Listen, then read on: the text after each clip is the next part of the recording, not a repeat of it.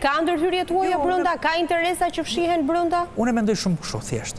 Po brenda protestës, a ka grupe që nuk, unë për shembull, jam pro protestës, po detyrimisht jam dakord me ca ide që mund të ketë një person që është shumë herë më i majtë se unë, që do revolucion. Po të dy gjendemi tek ajo protestë. E njëjta gjë ndodhet ndërkombëtarisht.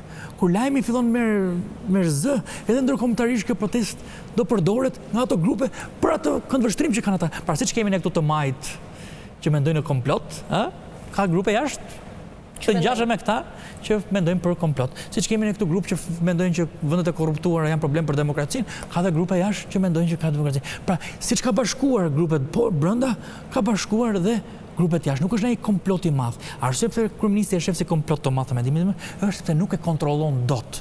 Dhe establishmenti i tij edhe i propagandës mediatike ka dështoj totalisht, sepse kjo protestë është diçka e gjallë, vetë Gen Z janë jashtë mediumit të medias standarde. Dhe këta nuk po din, duke qenë se është diçka e gjallë, bashkë me mediat sociale, nuk ka nevojë që neve të komunikojmë. Këta s'po gjejnë dot as organizatorin, as kokën, është diçka e gjallë. Nuk e dinë ata kush është organizatori dhe koka? Jo, se njerëzit po punojnë secili për punën e vet dhe po kontribojnë.